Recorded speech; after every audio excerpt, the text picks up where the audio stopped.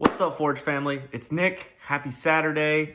Today, I want to talk about my first week of recovery for my back injury. So, if you guys watched my last video, I kind of talked about how I had sustained an injury while deadlifting, and I thought it'd be a good idea to kind of post some sequence of some exercises that kind of show you my mindset as far as how I approach the rehab continuum from somebody who has a fresh injury all the way back to their full function.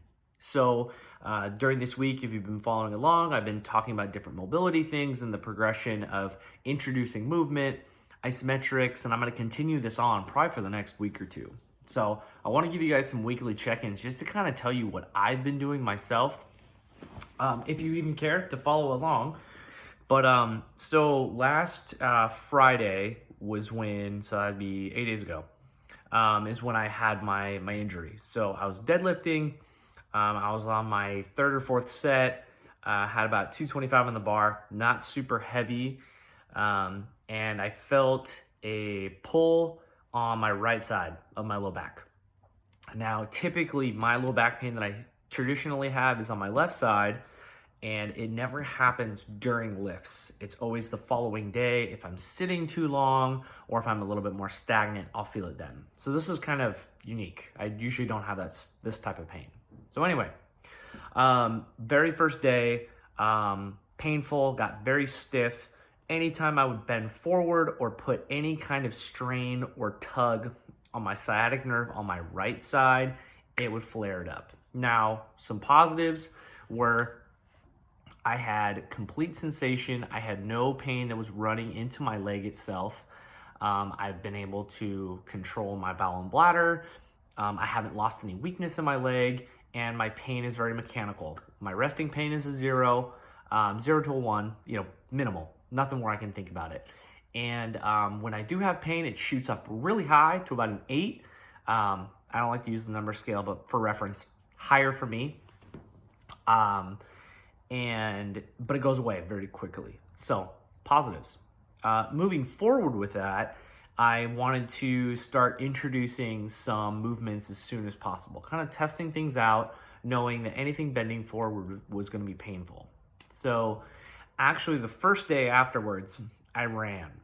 I have not been running a lot prior to this. Usually I'm doing jiu-jitsu, and I think my back is really protected super well due to the constant changes and ebbs and flows that jiu-jitsu presents. So this is kind of, a lot of my exercises and activities are a little bit more in the sagittal plane. So lifting, forward, running, forward. So unless I'm incorporating some kind of lateral movements into my workouts, I don't have the variety that I did before with jiu-jitsu. So I went for a run. And what I noticed is any kind of long stride would obviously tug on it. So I had to slow myself down. Sorry, there's a dude crawling around the planters. So if I took a longer stride, I would feel it. So I had to shorten my stride up a little bit, and anything going uphill, even slightly, I felt a little bit more of a tug. It wasn't so much that it crippled me or it felt like I couldn't run and continue, but it was enough to get my attention. It would shoot it up to a higher level. I made the modifications, and I had to slow it down a little bit. So my wife beat me up and smoked me on my run even more than she normally does. So it took about 30 seconds to 45 seconds off my mile time. So just to kind of accommodate for that, which I was okay with. That's fine. I could still run. It didn't limit me. I just had to make a modification. And that's kind of the point that I'm going to make at the end of this. Day 2, I went for a hike. Very minimal stuff.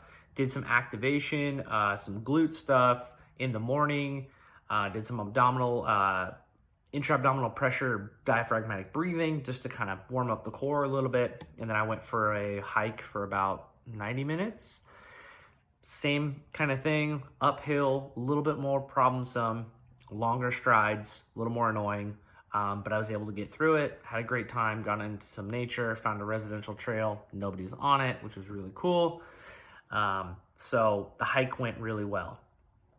So incorporating with that stuff as well, in addition to the hike and the run, I have been a little more diligent about my warm-up. I feel like potentially I could have been neglecting it a little. And if you guys want to see that warm-up, I can kind of show you. You let me know and I'll put it together, kind of show you my warm-up before I get going. But I started introducing short range of motion exercises. So I posted something about pelvic tilts. I was introducing movement of pelvic tilts in varying positions, walking, sitting, prone, supine, side lying, and then I've been getting into some isometrics pretty quickly. So because I know that bending forward is the only thing that hurts it and long strides, all my exercises have been catered to accommodate those things that bug it. So everything is very extension bias, or it's in neutral positions like prone, side lying. So I've been able to still work on all of my muscles and it has not been bothering me, which is really, really good. Only a few things really bug it. So moving throughout the rest of the week, been kind of doing my similar workouts that I've been doing with slight variations. So beginning of the week, I couldn't do kettlebell swings because that tug, when I shoot my hips back, I put that tension on the hamstring and the sciatic nerve, that pisses it off. But I did them last night, lifting with my wife, and they felt great. So I don't have any problems with that, which is good. Moving into the rest of the week, I started noticing my back is less protective. I can bend forward without so much strain. Pain is a little bit more low to moderate at my end range. Still going away quickly. It doesn't shoot up and make me want to come back, so I can settle in there. My straight leg raise is a lot better. The sciatic nerve is moving really well. So I've been doing my due diligence to not irritate it as much as I can, and it's really paid dividends. So to get towards the summary, last night was like my first real test. So I tried some back squats yesterday. I've done some hip hinging, which has been okay. I did hip thrusts earlier this week. No problems. You guys saw that video in my story. Hip thrusts were okay. I tried squatting last night. I didn't put more than 135 on the bar. Not because I couldn't. I knew that I could. But I was really focusing on technique, and I was already noticing I had a huge movement fault. For me, there was a little bit of a shift. Part of that could have been because of my knee, which might have driven my back problem. I'm not sure what the chicken and the egg was, but I was able to accommodate for that and kind of see where my problem is. So moving forward this week, I really want to focus on my hip hinge strategy and how much my shifting is occurring. So you're going to see me posting probably some things on quadruped rock backs, some foundational positions, bear, and this may seem like, Nick, what the hell are you talking about? I'll explain them a little further. They're part of the developmental process, or what we call developmental kinesiology. So quadruped, hands and knees, or bear is quadruped with your knees lifted up, are positions that we acquire during our developmental stages from 0 to 2 years old. So right before we start walking, we incorporate bear walking. So I'll talk about how those have influence on the spine. But the point that I'm getting to for the summary of week 1 is there's not necessarily a recipe. Everybody's different. My back pain experience is going to be different than yours. So I don't want you to take this and be like, oh, Nick did this, I can do this too. You might be able to do more, or you might be able to do less. So the big takeaway for week 1 when it comes to a fresh injury is adapt and overcome. That's the big part. Adapt and overcome. The situation that presents itself is going to present with you some barriers. Some of those barriers are hard barriers. If you know that your pain is influenced by a certain motion during the initial stages, I want you to, I don't like to use the word avoid, but I want you to limit those opportunities, because I don't want you to become fearful of movement, but I want you to respect the pain. That being said, anything where your back pain is provoked during the early stages, don't look for the pain, make modifications to it. I knew that every time I bend forward, it's gonna hurt. So I'm gonna limit those things to the things I need to be able to do instead of doing it excessively. I knew that putting tension through my sciatic nerve was gonna irritate it. So I limited those opportunities. What that allowed me to do is have structural barriers in which I have a lot of opportunities to move. I can move in a lot of other directions. Guess what? My spine gets to move, my hips get to move, I get to activate my muscles, and I still get to have I get to work. I get to do the things I need to be able to do.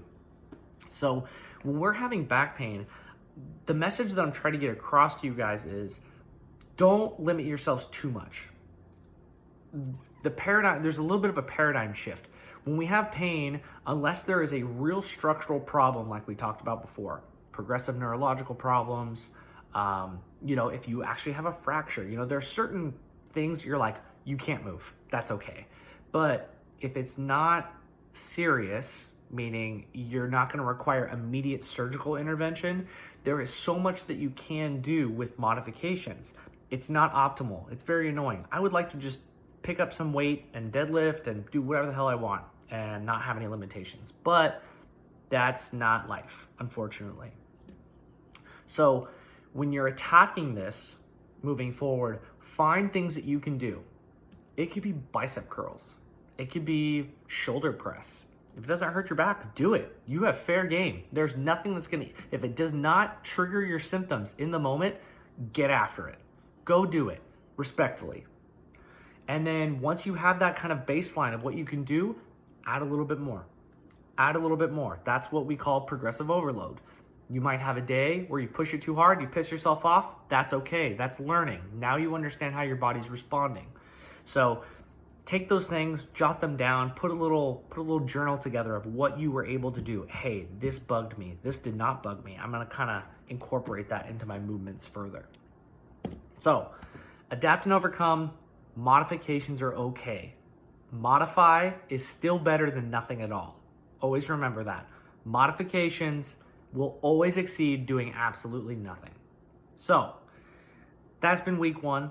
If you guys want to see some of the specific exercises that I've been incorporating, feel free to message me and I can kind of show you what I was going through. I've been posting things daily of some of the movements I have been doing and what I would encourage you to do that are very foundational into the progression towards back to your normal life. So thank you for listening to me ramble for another few minutes, and I'll be back for week 2 starting next Saturday. So I hope you guys have a great rest of your weekend, and I'll see you next time.